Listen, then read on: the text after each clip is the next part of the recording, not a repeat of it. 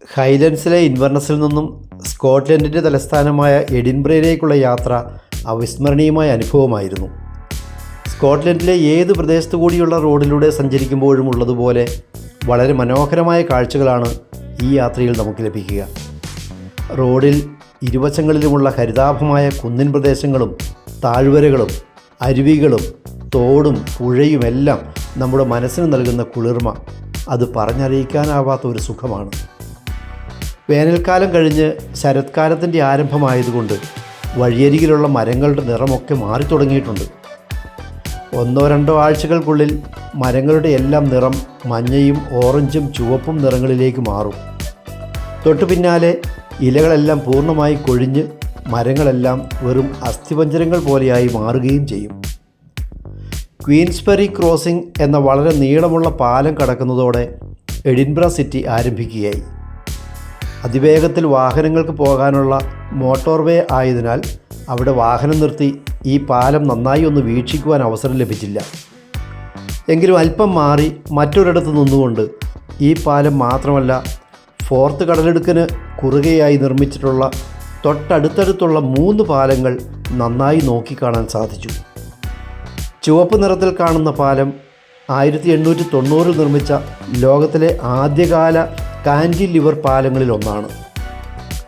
UK ഇത്തരത്തിലുള്ള ആദ്യത്തെ rail പാലമാണിത്. അതിൻ്റെ തൊട്ടടുത്ത കാണുന്ന പാലമാണ് ഫോർത്ത് റോഡ് ബ്രിഡ്ജ്.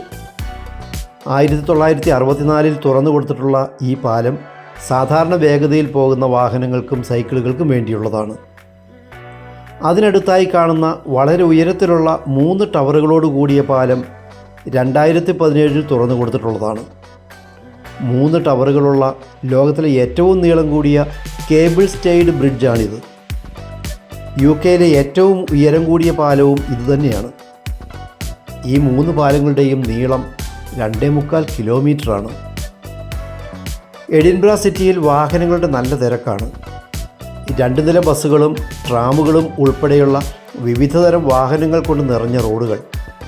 തിരക്കുള്ള പട്ടണമാണെങ്കിലും വൃത്തിയുള്ള തെരുവുകൾ, നടപ്പാതകൾ, പൂന്തോട്ടങ്ങൾ, പാർക്കുകൾ, സ്കോട്ട് മോണ്യുമെൻറ്റ്, പൗരാണിക മന്ദിരങ്ങൾ.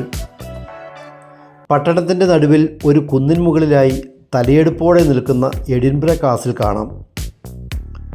എഡിൻബറ പട്ടണത്തിൽ കാണുന്ന ഭൂരിഭാഗം കെട്ടിടങ്ങളും 1-2 നൂറ്റാണ്ടുകൾക്ക് മുൻപ് പണിതിട്ടുള്ളതാണ്. അവയെല്ലാം പഴമയുടെ പ്രൗഢിയോടുകൂടി നിൽക്കുന്നവയുമാണ്. മിക്കവാറും എല്ലാ കെട്ടിടങ്ങളും ഇരുണ്ടതും കറുപ്പ് നിറം കലർന്നവയുമാണ്. അതിന് പ്രത്യേക കാരണവുമുണ്ട്. 19-ാം നൂറ്റാണ്ടിൽ വ്യാവസായിക വിപ്ലവത്തിൻ്റെ കാലഘട്ടത്തിൽ വ്യാവസായിക നഗരമായ എഡിൻബറയിലെ വീടുകളും കടകളും ഫാക്ടറികളും തീവണ്ടികളും എന്നു വേണ്ട എല്ലാ മേഖലകളിലും കൽക്കരിയുടെ ഉപയോഗം വ്യാപകമായിരുന്നു. അവയിൽ നിന്നുണ്ടായ കരിയും മാലിന്യങ്ങളും ചേർന്നാണ് കെട്ടിടങ്ങളുടെ നിറം മങ്ങിയതും ഇരുണ്ട നിറമായതും. പിന്നീട് 1956 ക്ലീൻ എയർ ആക്ട്, അതായത് ശുദ്ധവായു സംരക്ഷണ നിയമം പാസാക്കിയതോടെ കൽക്കരിയുടെ ഉപയോഗം ഗണ്യമായി കുറയുകയും ക്രമേണ അതില്ലാതാവുകയും ചെയ്തു. എങ്കിലും പഴമയുടെ പ്രൗഢി വിളിച്ചോതുന്നതായതിനാൽ കെട്ടിടങ്ങളുടെ നിറം അങ്ങനെ തന്നെ നിലനിർത്തുവാനാണ് ഇവിടെയുള്ളവർ ആഗ്രഹിക്കുന്നത്. അതുകൊണ്ട് തന്നെ എഡിൻബറയിലുള്ള കെട്ടിടങ്ങൾക്ക് മറ്റൊരിടത്തും കാണാത്ത ഒരു അപൂർവ സൗന്ദര്യമാണുള്ളത്.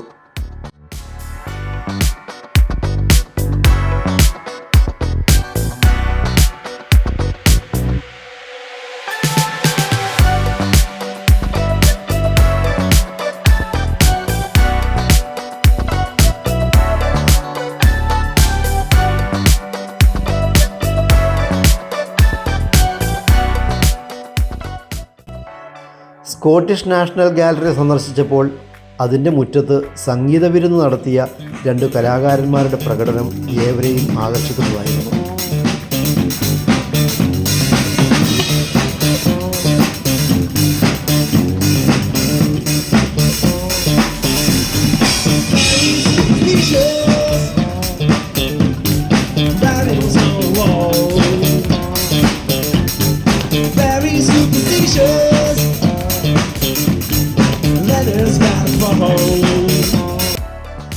ഞങ്ങൾ തിരിച്ചു പോരുമ്പോൾ പുത്തൻ സാങ്കേതികവിദ്യയിൽ കുതിച്ചുയരുമ്പോഴും പഴമയുടെ സൗന്ദര്യം അതുപോലെ നിലനിർത്തുന്ന എഡിൻബറയുടെ കാഴ്ചകളായിരുന്നു മനസ്സ് നിറയെ.